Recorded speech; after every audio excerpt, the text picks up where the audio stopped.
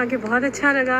ये एक different experience था और इस तरह के इवेंट्स होने चाहिए। सबसे बड़ी बात ये कि यहाँ पे बड़ों ने ही नहीं, बच्चों ने भी इंजॉय किया। बच्चों की तफरीह का सामान भी यहाँ पे था।